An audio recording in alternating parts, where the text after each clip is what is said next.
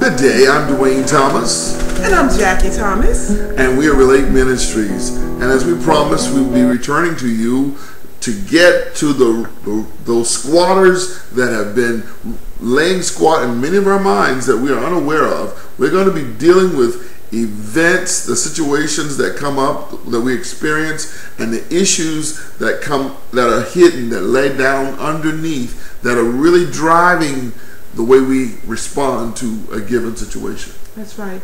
You know, most couples argue about the small day-to-day things. And because it is the small day-to-day things, they may think, well, it's not a big issue. We argued about the trash. We argued about the kids. We argued about homework or checkbooks. And it may feel little, but after a while, if every day is nothing but arguments all the time, that wears heavy on any relationship. And it gets to the point where people stop talking. They do. As a natural response, we tend to withdraw from things that irritate us. Mm-hmm. It's a natural response. A lot of times there are very specific things that are the hidden issues that drive how we respond to an event. We may have something as simple as taking out the trash, but it may be a question about one of these 5 areas that we oftentimes that research has found mm-hmm. to be the 6 key areas that couples tend to have issues with. Yeah, we're going to talk about 6 of the issues that were identified by the researchers of the PrEP program, which is the Prevention Relationship Enhancement Program out of Denver, Colorado. So we're going to talk about those 6 issues that were identified as primary hidden issues in light of the scripture. Well, one thing that we want to say is, she said in light of scripture, the word, there's nothing new under the sun, first off. So what the people in Denver did was basically discover what the word has been saying all along. A lot of times we tend to say, well, I've got to find someone who can help me with something or a particular situation. And it's been right in front of us all along, right here in the Word. That's right. But because we tend to want someone with some authority to help us with situations, well, I have someone with authority.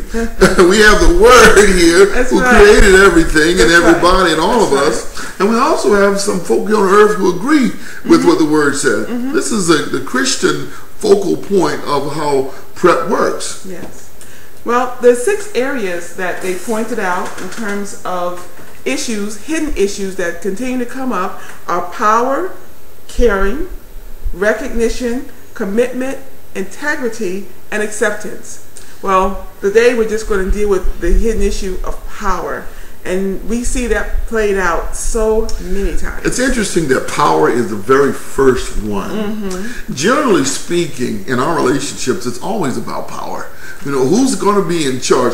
Who wears the pants in the house? Yeah. You know, that kind of thing. And as a result, it tends to have situations. Now, how we determine these things and these roles that people play are often based on our expectations. And our expectations of who has the authority, who has the power or whatever.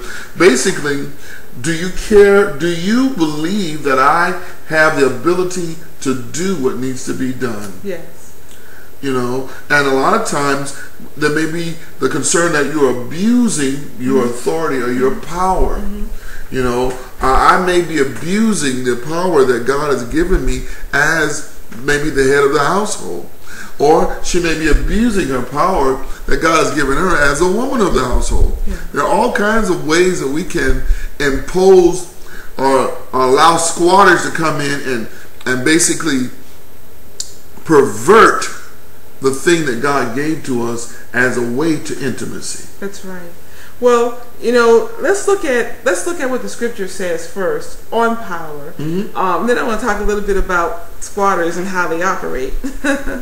Okay. Well, in Matthew, the 20th chapter, verses 25 to 28, it says, Jesus called them together and said, "You know that the rulers of the Gentiles lord it over them, and their high officials exercise authority over them.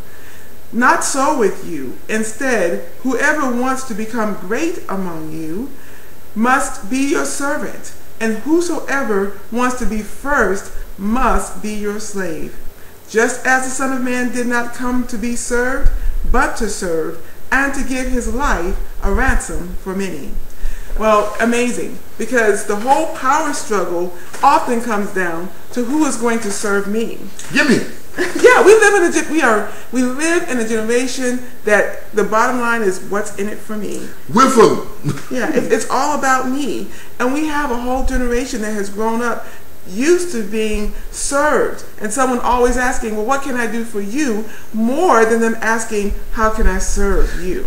Can I comment on this? The interesting thing about this power thing is that the image that God has given the whole church and how we ought to behave was the marriage.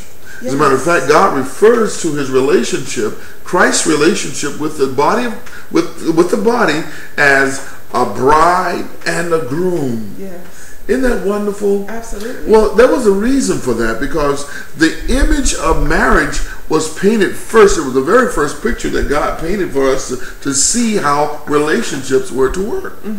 Well, if you look at the situation here, you see here that there are two very contrasting statements. They're not contrasting, but they're very different. The very first one is, it says here, whosoever wants to become great among you must be your servant. Yes. Now, greatness, to be great, we think it's to be counted as powerful or whatever, but here it says to be great is to be a servant. To be a servant. In other words, you ought to spend your life looking at ways to serve. Ways to serve. Ways to serve. And how to basically how to serve one another. Now, it says who must be a servant. To be great, that's a choice. It is. That means that you have to make a willing commitment to serve. And that's why I wanted to talk about the word squatters. Because squatters enter your territory illegally. They are there. They're abiding. Actually, they may even walk in by your invitation. One of the things I realized that in the state of Florida is that if someone stays in your house for 2 weeks, they have the right to remain. They literally can become a squatter.